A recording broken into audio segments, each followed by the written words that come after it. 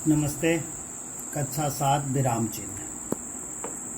भाषा के द्वारा जब हम भावों को प्रकट करते हैं तो एक विचार के कुछ अंश को प्रकट करने के पश्चात तथा वाक्य के बीच बीच में भी कुछ क्षणों के लिए रुकते हैं। इस रुकने को ही विराम कहते हैं। व्याकरण में रुकने को ही प्रक्रिया स्पष्ट करने के लिए एक चिन्ह निश्चित किए गए हैं, उन्हें विराम चिन्ह कहते हैं। परिभाषा इस प्रकार है।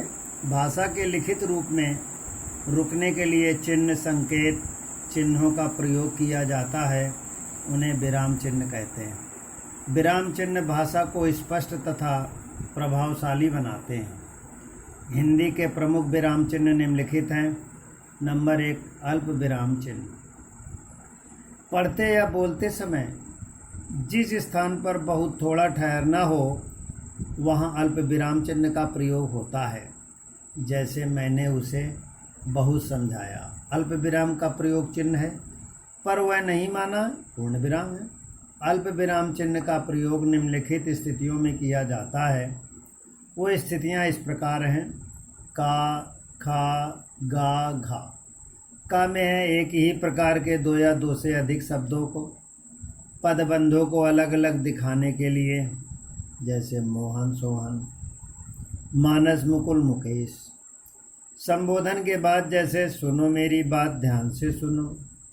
उद्धरण चिन्ह से पहले जैसे पिताजी ने कहा आज हम पिकनिक पर जाएंगे।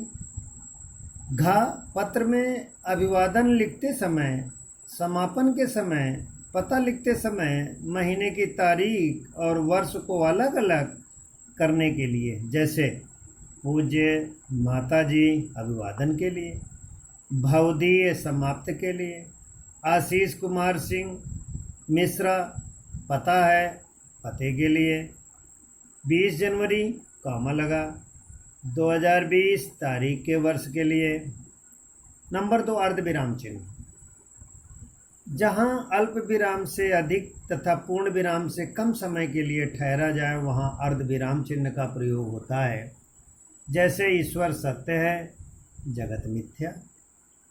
अपूर्ण विराम या उपविराम चिन्ह जहाँ वाक्य पूरा नहीं होता बल्कि किसी वस्तु या विषय के बारे में बताया जाता है, वहाँ इस चिन्ह का प्रयोग किया जाता है। जैसे कृष्ण के अनेक नाम हैं, मोहन, गोपाल, गिरधर आदि।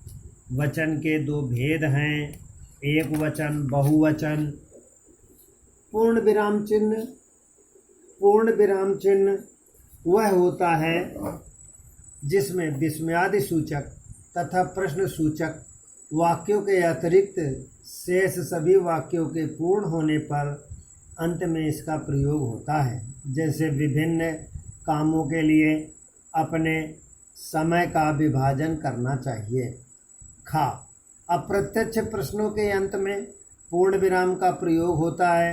जैसे किसी को नहीं मालूम कि उनके मन में क्या है। प्रश्न सूचक चिन्ह। प्रश्न सूचक वाक्यों के अंत में इसका प्रयोग होता है। जैसे तुम्हारा नाम क्या है। विस्मयादि सूचक चिन्ह। आश्चर्य, प्रसन्नता, घृणा, शोक आदि मनोभावों को अभिव्यक्ति हेतु प्रयुक्त शब्दों के आगे इनका प्रयोग होता है। जैसे हाय कितनी गर्मी पड़ रही है, आहा वर्षा होने लगी है। खा संबोधन के लिए, जैसे हे ईश्वर हमारी मदद करो, मोहन यहाँ आकर बैठो। निर्देशक चिन्ह। निर्देशक चिन्ह का प्रयोग निम्नलिखित स्थितियों में होता है। विषय विभाग संबंधी। हर शीर्षक के आगे जहाँ उद्धरण देना हो, उदाहरण जैसे के बाद लेखक के नाम के आगे, तथा किसी के कथन का आरंभ हो वहाँ इसका प्रयोग किया जाता है। जैसे गुरुजी, बच्चों आज मैं तुम्हें एक कहानी सुनाऊंगा, निम्नलिखित के अर्थ लिखिए। पिताजी बोले आओ घूमने चलें। योजक चिन्ह।